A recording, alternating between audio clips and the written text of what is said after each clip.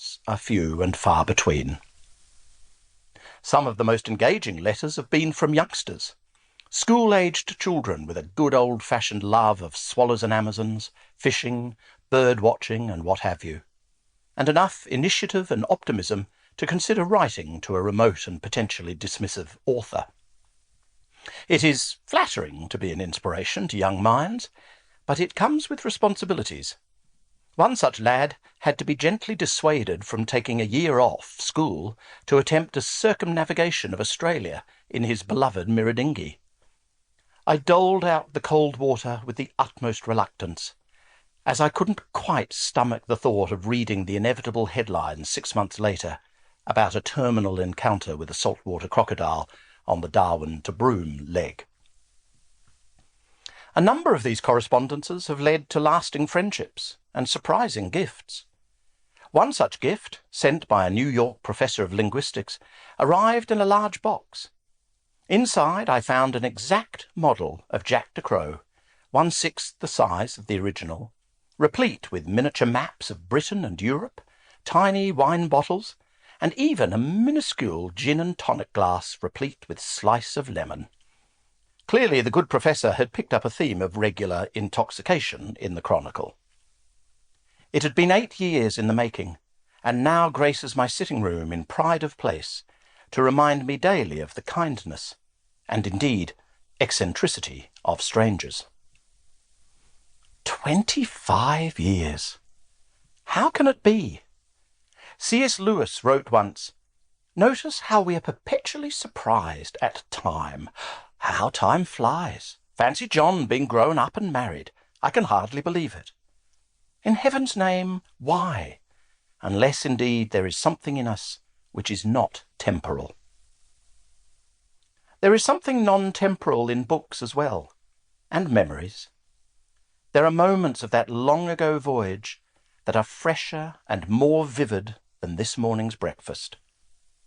Music has its part to play. When I find myself walking down the street and whistling "Poor Wandering One" from the Pirates of Penzance, the shop fronts melt away, the pavement ripples beneath my feet, and I am right there, precisely there, on a bend of the Moselle above Argental, with the light fading to primrose, water smudging under an evening breeze, a heron oaring slowly off downstream, and the lamps of a village creeping into sight above the fluttering reed beds, the last place and time I sang that particular song. Past and present merge. But lately I have found the future beginning to intrude upon the mix. The commonest question I am asked by readers is whether there is another adventure in the offing. It is a fair enough question, I suppose, although I find myself tempted to remind my interrogators that neither of my previous grand voyages sprang from anything remotely resembling forethought, and a leopard doesn't change its spots. However, I have recently begun to have a daydream, a vision, if you like, as vivid as those of my tame jackdaw all those years ago before he ever arrived on the scene. On a trip to Venice not long ago, I stood on the edge of the lagoon under the shadow of the lions of San Marco, and saw in my mind's eye a little red sail slipping across the iridescent waters in the light of the westering sun.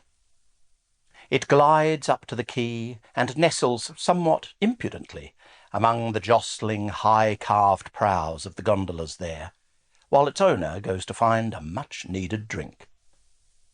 This strikes me as not too absurd a vision, actually.